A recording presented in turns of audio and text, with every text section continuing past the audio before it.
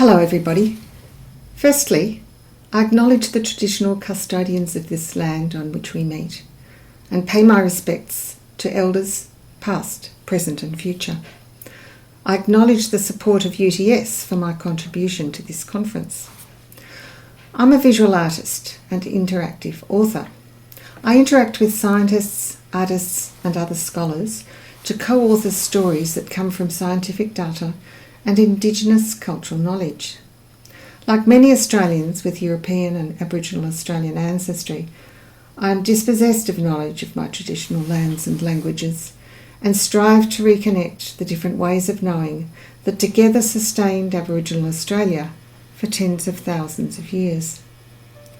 Since working as an artist in Antarctica, I recognise Antarctic krill, Euphosia superba, as my totem. And as I strive to understand this keystone creature, I learn about the Southern Ocean as the ecosystem that drives natural cycles of climate change worldwide. So, my perspectives are Antarctic, Australian, Indigenous and global. Today I present with UTS scientist Ellery Johnson. Together we will show how we work with people around the world to combine our perspectives to build an animated interactive map, to reconnect science and art with Indigenous cultural knowledge that has for too long been missing from reports to the International Panel for Climate Change, the IPCC. The premise of our work is that just as people process information in different ways, so the different languages of art can convey scientific data in ways best remembered when people can relate the data to personal experience, and then pass on their understanding as art in all its forms. This is an Indigenous approach to education that is available to everyone. I begin by explaining the background, methods and results of our work to map and identify stories in ways of knowing described by Indigenous scholar Tyson Young-Porter as minds that work together to create a holistic view. We show ways of telling stories that expand understanding of scientific data, thereby expanding the sources of knowledge as fundamental to accurate, long-lived communications and robust decisions. Background. Scientific data and Indigenous cultural knowledges indicate that all lands and waterways are connected. In line with the strong movement towards recognising place-based knowledge and connection to country, and the central role of the Southern Ocean in regulating global ecosystems, we are collecting stories along the path of the ocean currents from Antarctica to all other areas to express the significance of the linkages around the world of the effect of climate change. Ancient and new technologies are explored to understand connectivity in natural systems, with stories informed by Indigenous knowledge and the scientific method. Our methods build on the success of the 2018 Lens on Health Round Table event for National Science Week at UTS. Guided by Wiradjuri scholar Megan Williams, everyone was welcomed, introduced and engaged as we told our stories of relationship to Aboriginal Australia.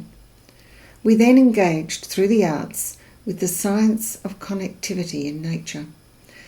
Everyone had something to teach and something to learn. In 2020, co-authors of this paper met for roundtable discussions via Zoom. Facilitated by Antarctic scientist Andrew Constable, we came from different countries and disciplines to co-author a paper that would engage policymakers in the scientific data of Southern Ocean health through a range of perspectives.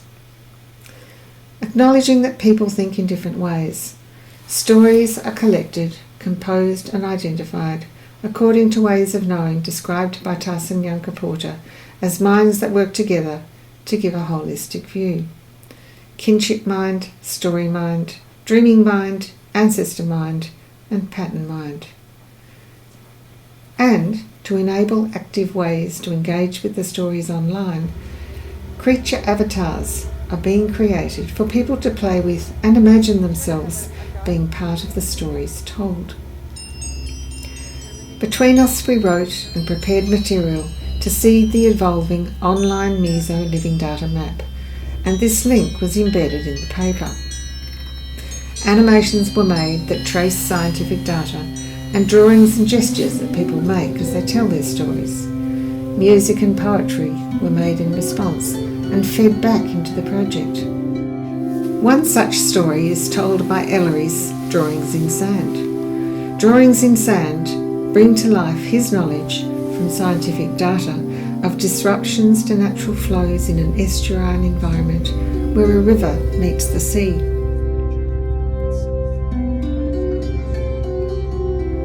My name is Ellery Johnson. I am an aquatic ecologist at UTS. I first met Lisa at the 2017 AFSS Cultural Water Symposium and have worked with her on several projects since, including the paper she is outlining today. During that time, I have begun to incorporate some principles of Indigenous knowledge sharing into my work. While not an artist, I have found that engaging with art as a communicative tool has helped me to understand my science better and communicate it more strongly. This is a short communication I have made about the findings of some research undertaken during my thesis.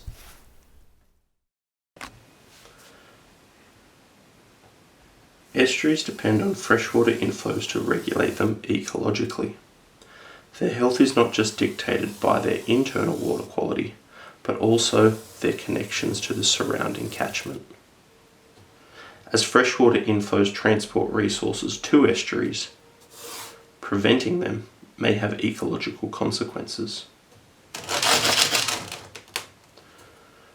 With the transport of organic matter and nutrients downstream to estuaries by inflows, algal and microbial growth is stimulated.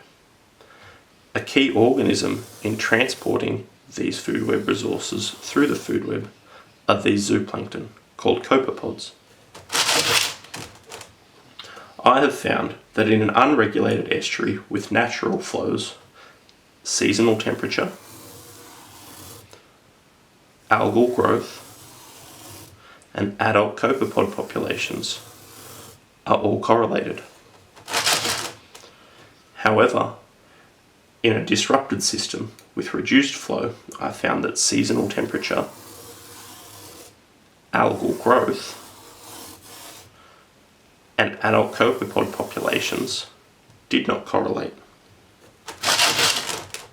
While the mechanisms driving these differences are not fully known, freshwater inflows seem to be a key to the ecological health of estuaries. IT engineer Kutay has begun to develop the map and online portals for collecting and displaying stories and enabling people to feed back into the project to share and grow knowledge. I have begun to develop the Living Data Library as a repository for feeding into the map and for presenting as a touchscreen interactive installation and online. Animations are co-created and geolocated to enable people to physically and viscerally connect with regions other than those they inhabit, and increase awareness of global values and issues from different sources of knowledge. Stories continue to be collected along the path of the ocean currents from Antarctica to all other areas to express the significance of the linkages around the world of the effect of climate change.